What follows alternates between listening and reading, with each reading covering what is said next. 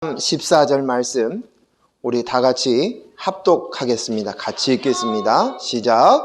모세가 하나님께 아뢰되 내가 이스라엘 자손에게 가서 이르기를 너희의 조상의 하나님이 나를 너희에게 보내셨다 하면 그들이 내게 묻기를 그의 이름이 무엇이냐 하리니 내가 무엇이라고 그들에게 말하리이까. 하나님이 모세에게 이르시되 나는 스스로 있는 자니라. 또 이르시되 너는 이스라엘 자손에게 이같이 이르기를 스스로 있는 자가 나를 너에게 보내셨다 하라. 아멘. 저희 교회가 처음 예배를 시작한 것이 2002년 9월 8일이었습니다. 요 앞에 있는 1단지 108동에서 처음 예배를 드렸습니다. 그리고 난 다음에 예배를 드리고 얼마 후에 전에 제가 사역했던 교회에서 같이 섬겼던 집사님에게서 전화가 왔습니다. 그 집사님은 남편이 대장암이었고 이미 1차 수술을 하고 2차 수술을 또 재발해서 수술을 받은 환자였습니다. 최 선생님이셨는데 그분이 저희 교회 이제 가정에서 드리는 예배에 참석하셨습니다.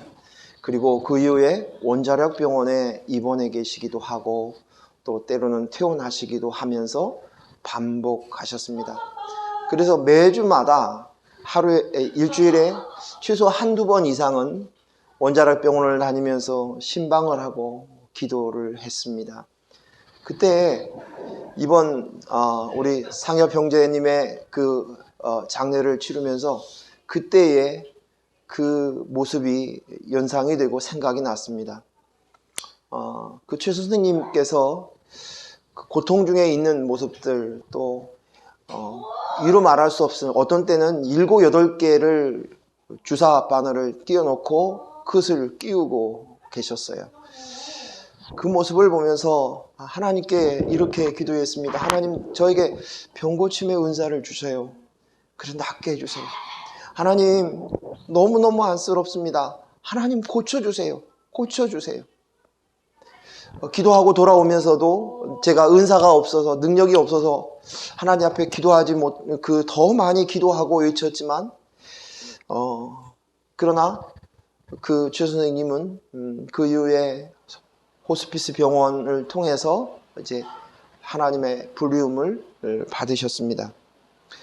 그리고 이제 이번에 그 전능하신 하나님, 치유의 하나님을 기다렸다가 이번에 우리 김상엽 형제님의 임종과 장례를 치르면서 그때의 그 시간들을 떠올렸습니다. 처음 상엽 형제가 아프다는 것을 들었고 병명을 들었을 때 제 마음이 너무나도 아쉽고 안타깝고 어쩔 줄 몰랐습니다. 그런데 이제 복음의 확실성 앞에서 점점 제 안에 있는 복음의 확실성 앞에서 지난 시절 기도했던 그 최 선생님을 위한 기도가 그 당시에는 아주 간절한 기도였지만 좀 미성숙한 어린아이와 같은 기도였다라는 생각이 제 속에 들어왔습니다.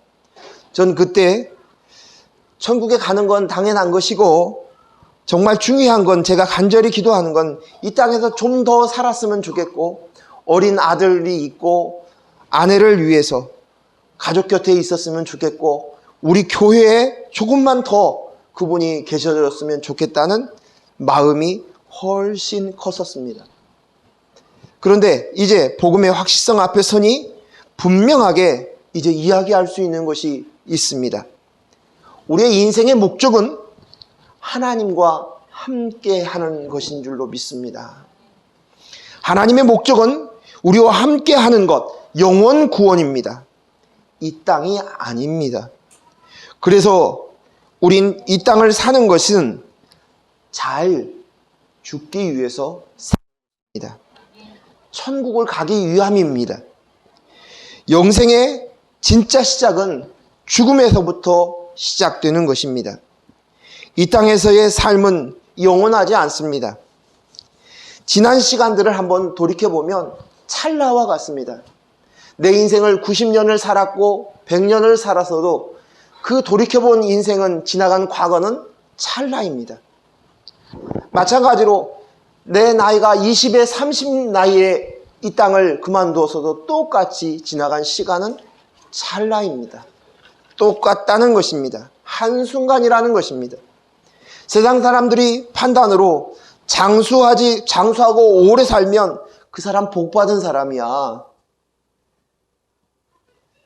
그리고 반대로 그렇지 못한 사람들을 보면서는 그 사람 참 박복해, 이렇게 이야기하려는지 모릅니다.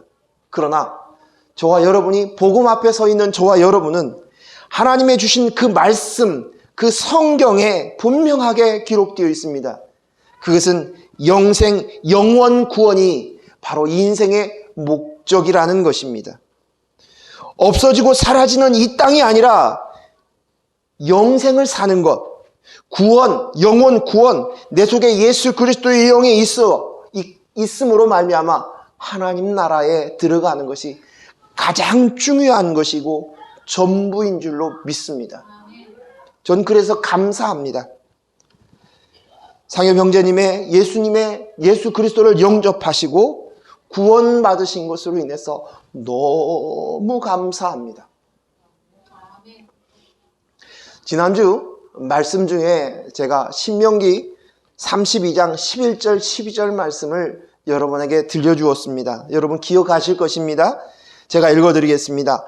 마치 독수리가 자기의 보금자리를 어지럽게 하며 자기의 새끼 위에 너풀거리며 그의 날개를 펴서 새끼를 받으며 그의 날개 위에 그것을 엎는 것 같이 여호와께서 홀로 그를 인도하셨고 그와 함께한 다른 신이 없도다. 독수리가 새끼를 낳으면 절벽 위의 꼭대기에 보금자리를 틉니다. 그리고 이제 새끼가 점점 커지면서 날개를 나부거리기 시작하면 어미는 지체하지 아니하고 보금자리를 다 흩어버립니다. 그리고 그 보금자리에는 처음에 기초공사를 했던 거칠은 나뭇가지와 가시덤불이 그 속에 남아있다고 합니다.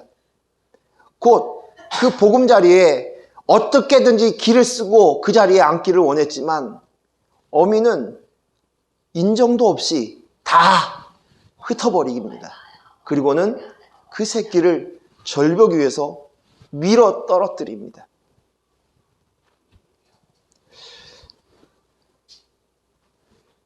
왜 어미 독수리는 새끼를 괴롭힐까요? 사랑하고 아낀다고 하는 그 새끼를 왜 보금자리를, 그처럼 집착하는 그 보금자리, 이 땅에서 태어나고 안식처로 여겼던 그 보금자리를 다 흩어버리고 절벽에 밀어 떨어뜨려 버릴까요? 우리가 하나님을 향하여서 이런 질문을 할 때가 있습니다. 하나님은 좋으신 하나님이시지 않습니까? 그리고 하나님은 나를 구원하시고 나를 인도하시고 보호하시고 나와 함께 하시는 하나님이십니다. 참 좋으신 하나님이십니다. 그렇게 고백하고 찬양합니다. 하지만 고난이 오면, 역경이 오면 그 좋으신 하나님에 대한 믿음과 생각이 한순간에 사라져버립니다. 왜일까요? 그렇게 좋다고 찬양하고 그렇게 예배하며 감사하다고 말했던데 정작 내가 원하는 대로, 내가 바라는 대로, 내가 붙들고 싶은 그것을 빼앗겼을 때, 사라졌을 때, 없어졌을 때, 그렇게 좋아하는 가족이 내 곁에 있기를 원했는데 그를 흩어버렸을 때 그 좋으신 하나님이 갑자기 내 뜻대로 되지 않자 그 하나님이 원망스럽습니다. 그리고 더 하나님 앞에 좋으신 하나님이라고 입 밖에 내놓지를 못합니다. 우리 하나님이, 그 하나님이 때로는 우리에게 고난과 역경을 주신다 할지라도 죽을 것 같은 숨이 턱턱 막히는 그런 아픔이, 숨이 차올라서 때로는 긴 밤이 너무너무 길어서 뜬 눈을 헤리고 두 눈에 너무 많이 울어서 진물이 생긴다 할지라도 우리가 알아야 할 것은 그 하나님은 내 아버지시고 인격을 가지고 계시고 그분의 생각과 계획과 섭리를 가지고 계시다는 것을 잊지 말아야 할 줄로 믿습니다. 아버지 하나님은 두말할 것도 없이 우리를 끔찍이 사랑하신다고 말씀하십니다. 그분이 우리의 아버지라고 성경은 말씀하십니다. 우리가 잘 알고 있는 로마서 5장 8절에 우리가 아직 죄인 되었을 때 그리스도께서 우리를 향하여 죽으심으로, 그리스도께서 우리를 위하여 죽으심으로 하나님께서 우리에 대한 자기의 사랑을 확증하셨느니라. 하나님의 아들 독생자 예수 그리스도를 이 땅에 보내셨습니다. 그리고 죄인 되어서 대신 십자가에 죽으셨습니다. 예수님이 죽으셨습니다. 하나님은 하나밖에 없는 아들을 잃는 슬픔을 겪으셨습니다. 그것을 통과하셨습니다. 십자가의 고통을 하소연하는 아들의 울부짖음을 아버지 하나님은 들으셨습니다. 그런데도 그 예수 그리스도의 그 아들을 묵묵히 바라보셨습니다. 그리고 이렇게 말씀하신 것이에요.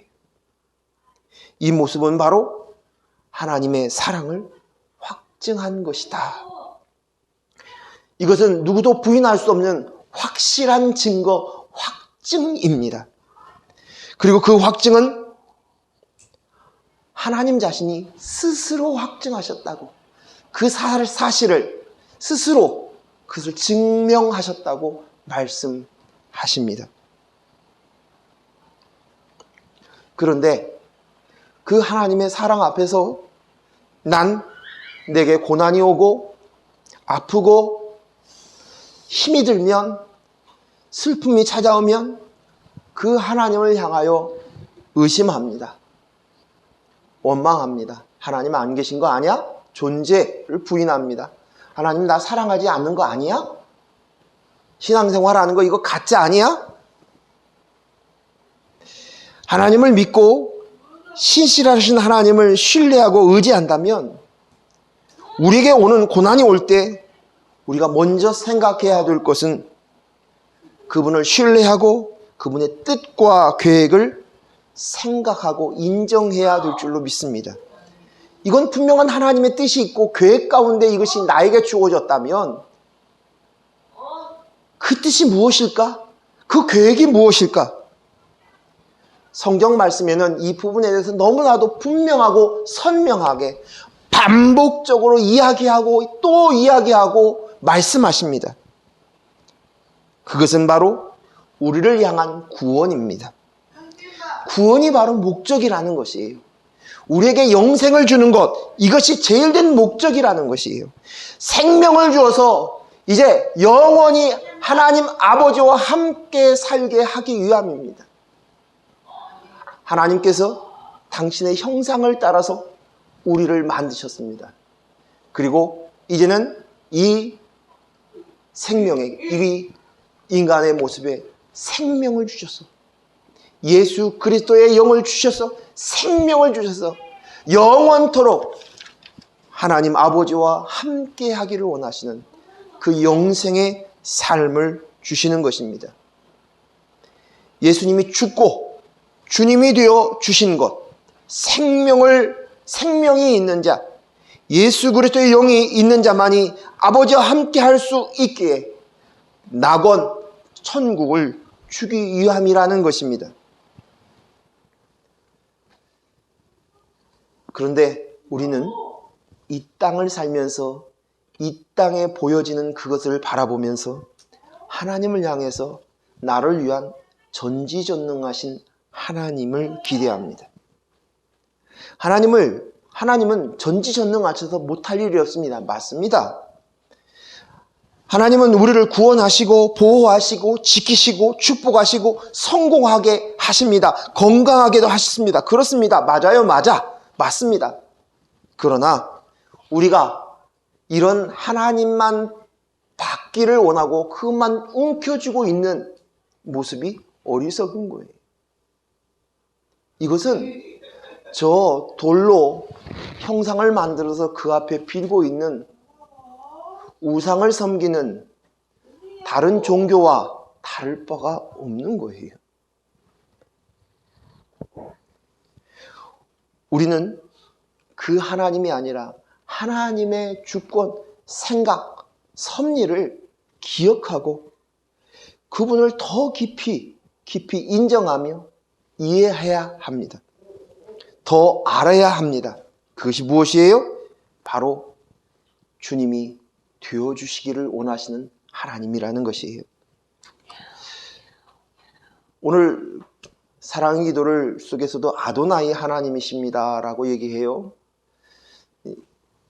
히브리어를 쓸 때 이스라엘 사람들은 하나님의 이름을 함부로 부를 수가 없었습니다. 그래서 그들은 아도나이라는 히브리어를 쓰셨어요. 그건 주님이라는 뜻이에요. 주님, 나의 주, 주님, 아도나이. 그런데 오늘 예수 그리스도가 우리 속에 주님이 되셔야만 생명을 얻고 영생을 가질 수 있기에 기꺼이 우리 하나님은 성경의 모든 주제가 바로 주님 되시기를 원하시는 하나님을 가르쳐 주고 있습니다. 하나님 아버지의 목적은 딱 하나 이것이기 때문입니다.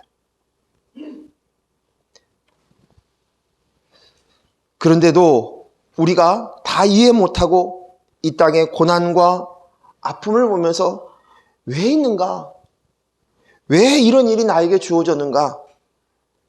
당연히 구원에, 영생에, 하나님 나라에 이 모든 것이 초점이 맞춰졌다면 그 문제는 좀 더 쉽게 풀어갈 수 있을 것입니다. 그리고 또 하나님께서 우리가 감히 피조물이 우리가 하나님 앞에 납득을, 이해를 구할 수 있는 그런 존재가 아닙니다. 우리 이 땅의 보금자리에서 안전을 느끼려고만 합니다. 그리고 우리가 느끼는 그 안전함이 비록 잠깐이라 할지라도 그 안전함을 느끼기 위해 사람을 의지합니다. 더 힘센 사람, 더 능력 있는 사람, 더 똑똑한 사람, 더 많이 가진 사람, 또 날 아끼고 사랑하는 사람, 날 잘 아는 사람, 그 사람을 의지합니다. 또 인간들이 이 땅에서 어디에다가 보금자리를 찾냐면 성공과 행복에 보금자리를 마련합니다. 나 자신 스스로, 내가 키우는 자식들, 아니면 인간관계에서 내 자신이 불안하니까 성공과 행복을 의지합니다. 물론 우리 가운데 어떤 분은 나는 그다지 성공과 행복을 원하지 않습니다 라고 얘기할 수 있습니다. 그러나 자세히 보면 그 또한도 스스로 자신이 포기했거나 가망성이 없다고 생각해서 내려놓았을 뿐입니다. 성공의 기준이 꼭 높은 데만 오르는 것이 아니라 내 수준에서 맞게 어떤 성공의 행복의 기준을 정하기도 합니다. 그런데 그 성공과 행복이 바로 내 보금자리인 거예요. 또 내가 얼마나 많은 것을 소유했느냐, 그 소유함을 통해서 안전감을 느끼려고 합니다. 물론 우리 중에 무소유자라고 이야기하는 사람도 있을 것입니다. 그런데 무소유자라고 이야기하는 그 사람은 더 지독한 소유자입니다. 지난주에 많은 대중들에게 많이 알려져 있는 해민 스님이라는 분이 계십니다. 젊은 스님이신데, 근데 그분에 대한 기사가 무소유냐 풀소유냐 이거예요. 제목이. 무소유를 주장했던 그 속에 그 안에 있는 가득 붙들고 있는 자기의 말과 다른 그런 소유를 하기를 원해서 그것으로 족함을 가지고 있는 인간의 모습들이 그대로 사람들 앞에 드러나고 만 것입니다. 이 소유는 단지 은행의 통장에 얼마가 있느냐, 내 집이 내 이름으로 되어 있느냐 없느냐만을 이야기하는 것은 아닙니다. 그것으로 말미암아서 내가 그것을 의지하고 나는 나를 거기에서 찾느냐 찾지 않느냐 이것을 이야기하는 것입니다. 그런데 이런 보금자리, 따뜻한 보금자리, 영원히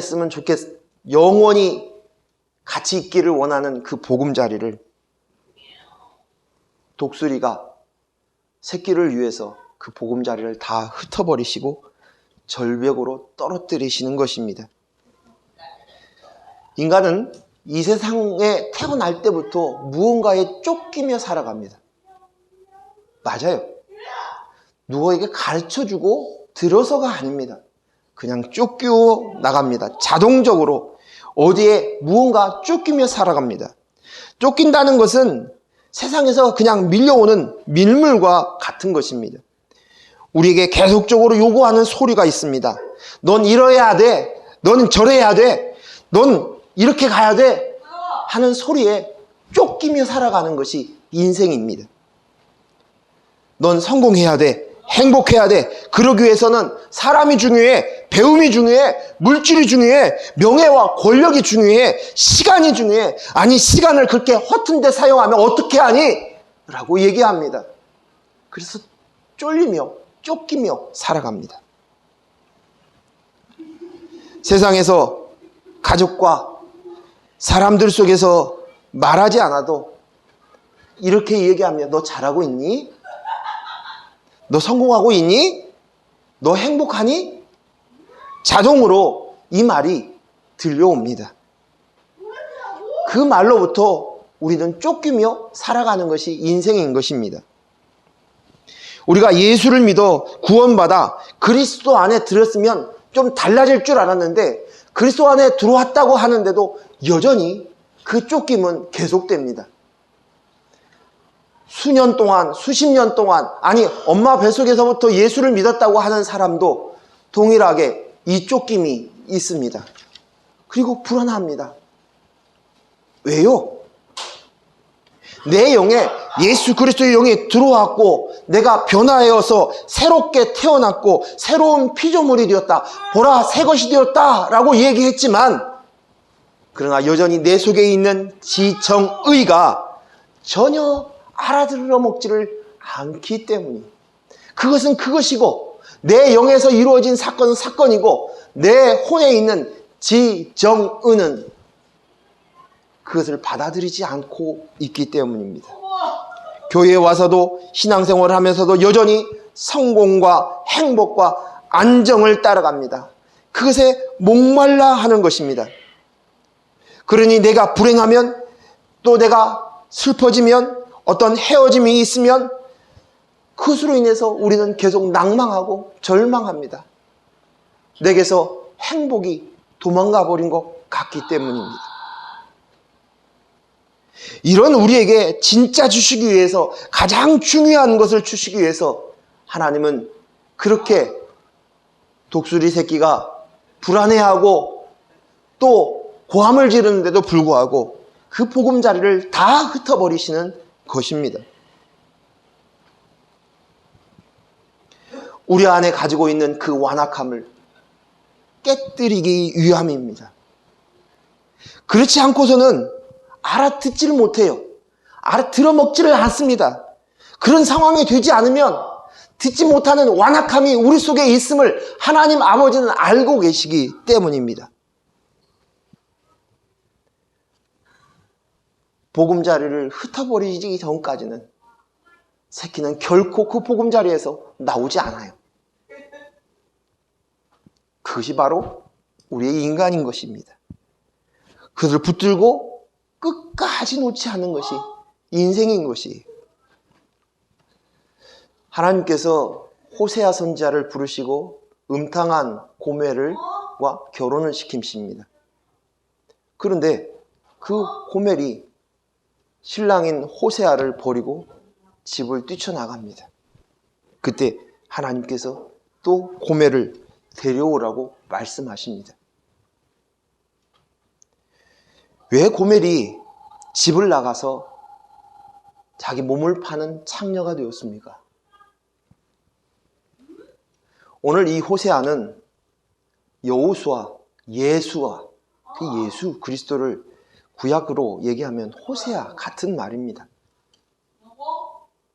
즉 다시 말해서 신랑 되신 예수 그리스도가 있는데도 불구하고 고멜은 만족을 못하는 것이, 그 신랑에게 만족을 못 느끼는 거예요. 그 신랑에서 무엇을 얻기를 원해서? 행복을 얻기 위해서, 성공을 얻기 위해서, 자기가 빛나야겠어요. 그런데 그 신랑에게서 만족을 못 느끼니 뛰쳐나간 것입니다. 내 속에 있는 지정의가 세상의 소리를 듣고 내 인생 하면서 뛰쳐나가 다른 신랑을 찾아보기 시작한 것입니다. 다른 사내의 품에 안겨서 그것을 느끼고 싶어 했던 것입니다. 행복하고 싶고 성공하고 싶고 안전하게 살아보고 싶었던 것입니다.